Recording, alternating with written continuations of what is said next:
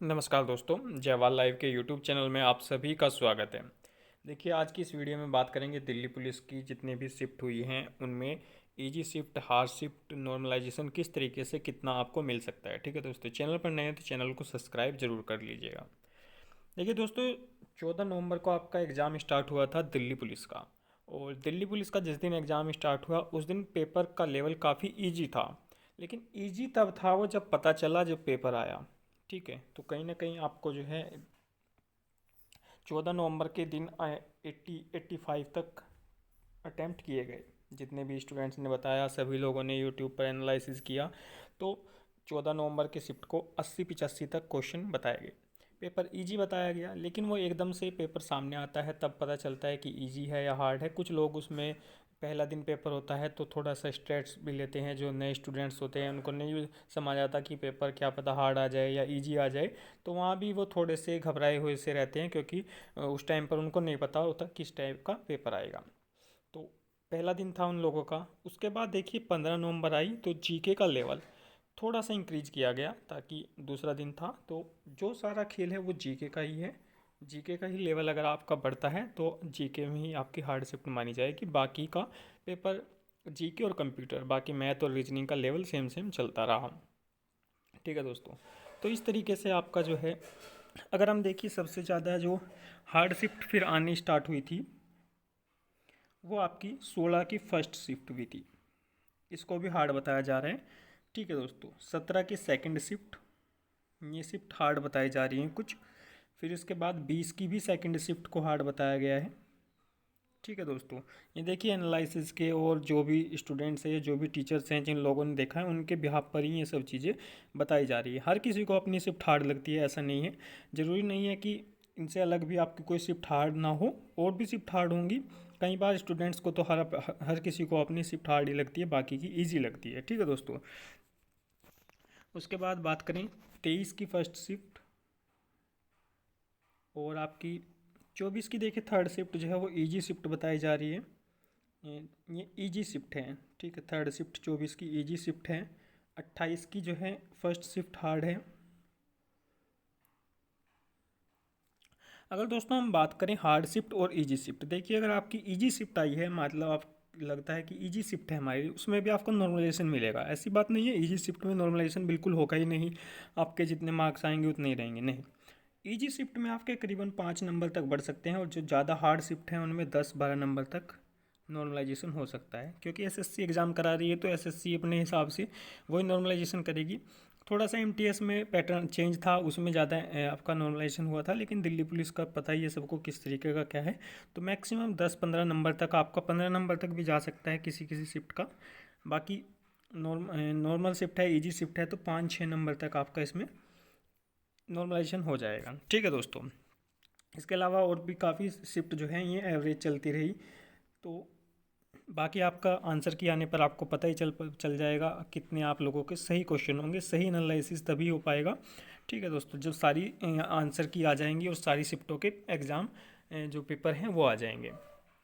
अभी सिर्फ आप लोगों के बिहाफ पे ही बताया जा रहा है कि कौन सी शिफ्ट ईजी, कौन सी हार्ड। देखिए दिल्ली पुलिस का सेफ स्कोर क्या रहेगा दोस्तों। पिछली बार दिल्ली पुलिस का पेपर बहुत हार्ड था। ठीक है, और इस वाले जो इस साल एग्ज़ाम हो रहा है दिल्ली पुलिस का, उससे तो हार्ड ही था। लेकिन आपको मैं बताऊं, पिछले साल कट ऑफ थोड़ी सी हाई भी गई थी पेपर के हिसाब से, पेपर के लेवल से। क्यों गई थी आप सभी को पता होगा। दिल्ली पुलिस में देखिए, ये बात ऑन रिकॉर्ड बोलने की नहीं है, फिर भी मैं बोलना चाहूँगा। आपको पता होगा कि कुछ स्टेट्स हैं जो दिल्ली पुलिस में अगर आप जाओगे, दिल्ली में जाओगे तो वही स्टेट आपको दिखेंगे। ठीक है, वही कुछ गिने 2-3 स्टेट की पुलिस ही आपको वहाँ दिखेगी। उसमें से भी कुछ स्पेशल कम्युनिटी आपको दिख जाएगी वहाँ पर। ठीक है, वहीं सबसे ज़्यादा लोग जाते हैं। वो क्यों जाते हैं, अब इसका रीज़न तो आप समझ ही जाओ। ठीक है, अब की बार पेपर देखिए कहाँ गए हैं दोस्तों। पेपर गया है आपका वाराणसी। जिन्होंने भी दिल्ली देहरादून भरा था ना, उनके पेपर कहाँ गए, वाराणसी, पटना, हल्द्वानी, लखनऊ। ठीक है, इस तरीके से सब लोगों के पेपर गए हैं। और इसके पीछे कुछ लोगों को चलो दिक्कत है, देखिए ये भी मानते हैं कि दिक्कत है, पेपर सेंटर इतनी दूर दूर क्यों दिए गए। स्टार्टिंग में उन लोगों को लगता है, कुछ लोगों को लगता है, लेकिन जिसका की तैयारी अच्छी है वो पेपर देने जाएगा ही जाएगा। ये तो हर बार होता है कि लोग जो है पेपर देने जाते हैं, सबकी तैयारी होती है, वो जाते हैं, तो दूसरे एग्ज़ाम्स में क्यों नहीं होता। इस एग्ज़ाम्स में देखिए पेपर का जो लेवल होता है, जो कट ऑफ बढ़ती है, वो इस वजह से नहीं बढ़ती कि लोग पेपर छोड़ रहे हैं या देने जा रहे हैं। पेपर तो सभी देने जाएंगे जिसने तैयारी की है, जो इंतज़ार कर रहा है, जिसको जॉब चाहिए होगी। दिक्कत होती है जब धांधली होती है, जब धांधली होती है तो इस वजह से देखिए रेलवे में भी उसने अपने जो सेंटर थे वो काफ़ी दूर दूर भेजे थे, और उस चीज़ का बाद में बेनिफिट दिखा था। इसका भी आपका दिल्ली पुलिस का भी बेनिफिट दिखेगा, ठीक है, क्योंकि जब सेंटर दूर जाएगा तो जाहिर सी बात है वहाँ पर धांधली देखने वाले कम मिलेंगे। कुछ धांधली के स्पेशल सेंटर्स होते हैं, ठीक है, और अब इन्होंने वो सेंटर चेंज कर दिए हैं, सेंटर दूर दूर भेज दिए हैं, तो जाहिर सी बात है आपका कट ऑफ पे असर पड़ेगा। और देख लेना इस चीज़ को आप, ठीक है, ये कोई सरकार ऐसे नहीं करती, सरकार का भी कुछ ना कुछ रीज़न है, उसके पास जो एसएससी बोर्ड है जो है उसे पता है कि कहाँ क्या हो रहा है। वो कितनी भी चीज़ों को गहराई से देख ले, वो कर ले, फिर भी कुछ ना कुछ कमियां रह जाती हैं। तो इस वजह से सेंटर दूर चले गए। जिनका लखनऊ सेंटर चला गया, वहाँ लखनऊ कौन जानेगा, उस लैब में उसका कौन जानने वाला होगा।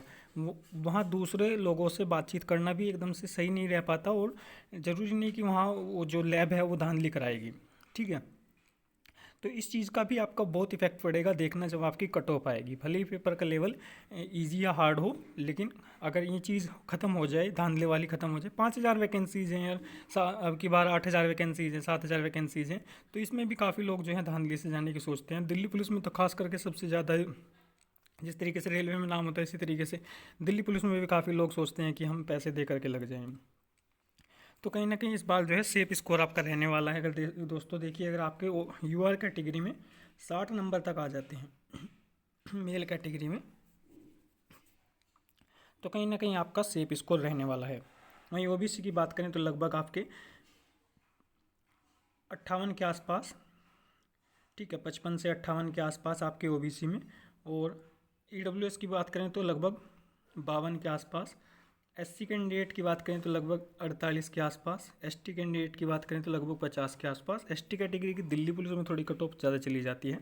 फीमेल की बात करें, अगर जनरल फीमेल है तो लगभग 50 नंबर तक, और आपकी बाकी फीमेल हैं, अगर ईडब्ल्यूएस है, ओबीसी हैं तो 45, और अदर फीमेल एससी एसटी की हैं तो लगभग 35-40 नंबर पर चांस उनके बन जाएंगे, ठीक है दोस्तों। इतने नंबर अगर आपके हैं तो कहीं ना कहीं फिजिकल के लिए आपको बुला लिया जाएगा। ये आपका रो स्कोर अगर इतना रहता है तो, ठीक है, सॉरी, नॉर्मलाइजेशन स्कोर अगर आपका इतना रहता है तो आपके चांस बन जाएंगे, ठीक है दोस्तों, क्योंकि नॉर्मलाइजेशन के ऊपर ही डिपेंड करेगा आपका सब कुछ। नॉर्मलाइजेशन आपको किस शिफ्ट में कितना कितना नॉर्मलाइजेशन मिलता है। तो चांस है कि ये कट ऑफ आपका बिल्कुल सेफ स्कोर रहने वाला है, और इस बार धांधली कम दिखेगी, तो जो है लोगों का, सही लोगों का, जो पढ़ने वाले बच्चे हैं उनका ही सिलेक्शन होगा, ठीक है दोस्तों। और कोई जानकारी होगी दिल्ली पुलिस से संबंधित तो इस चैनल के माध्यम से आप लोगों को बता दिया जाएगा, ठीक है। बाकी धन्यवाद।